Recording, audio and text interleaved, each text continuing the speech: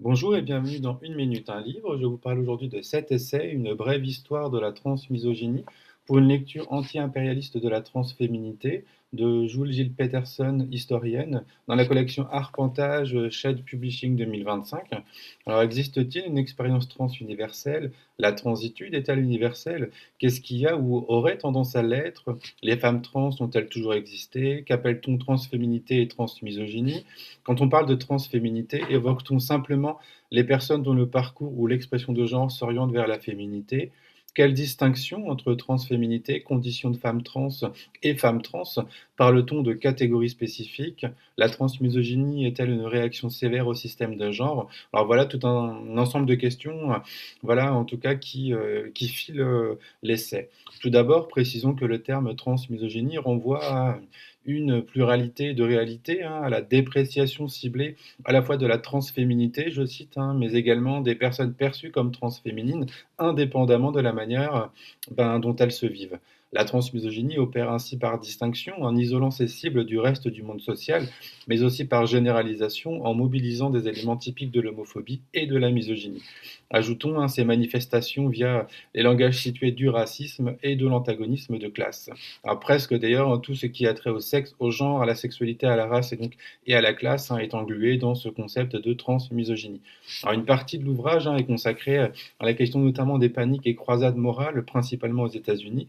Alors, et celles-ci ne sont pas uniquement anti-trans, elles peuvent être anti-genre, anti-queer, et ajoutons hélas des paniques morales trans intracommunautaires dirigées contre les personnes concernées elles-mêmes, contre nous-mêmes, par nous-mêmes, précise Jules Gilles Peterson. Par exemple, la femme non trans devenue critique du genre est prête à se débarrasser de sa sœur trans pour asseoir ses prétentions de statut de femme.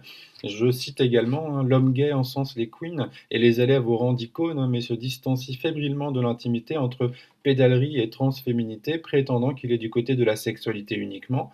L'homme hétéro fait preuve de violence afin de renier son désir pour les filles qu'il mate dans les pornos, les filles avec qui il trompe sa propre femme et celles à qui il achète des services sexuels. Et par-dessus tout, l'État a utilisé la transféminité comme prétexte pour étendre sa souveraineté en tant que détenteur du monopole de la violence.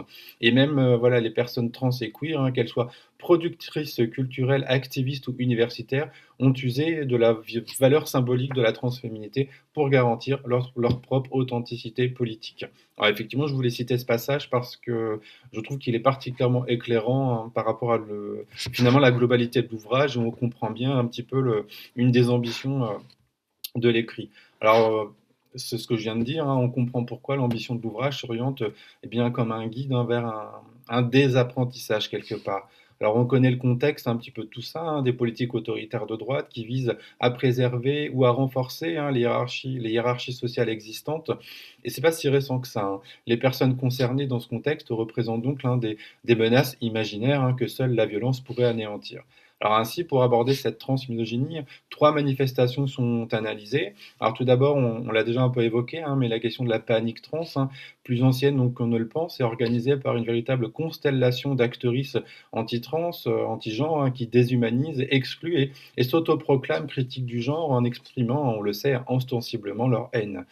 La transféminité peut être d'ailleurs utilisée comme figure de menace civilisationnelle. Ensuite, on a vraiment une partie dédiée au déclassement provoqué par l'adhésion à la condition féminine.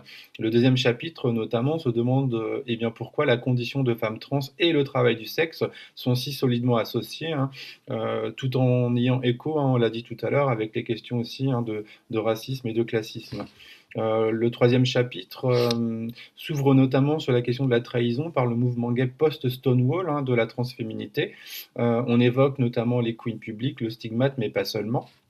Alors l'idée, c'est que chaque chapitre s'interroge sur les raisons pour lesquelles, je cite, les hommes hétéros, les femmes non trans et les gays et lesbiennes ont si durement maltraité les femmes trans et la transféminité. La transmisogynie n'est donc pas une simple haine individuelle, mais on peut le dire un peu une forme de technologie sociale de tri, d'exclusion et de hiérarchisation. Un ouvrage vraiment percutant qui se veut particulièrement analytique, humble et honnête, avec l'idée de présenter finalement l'ensemble des responsabilités de tout le monde, des responsabilités parfois, mises à l'ombre, hein, par nous-mêmes, hein, afin finalement de nous arranger parfois avec aussi notre propre conscience et de mettre à distance, de potentielles responsabilités pardon, individuelles et collectives.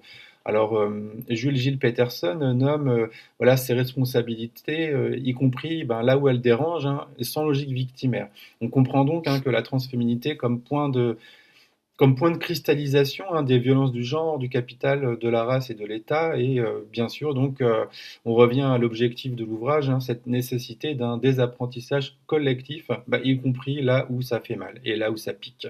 Voilà, je vous souhaite vraiment en tout cas de découvrir cet ouvrage, hein, c'est extrêmement brillant, c'est extrêmement intéressant, je vous souhaite une bonne lecture, une bonne découverte et à bientôt.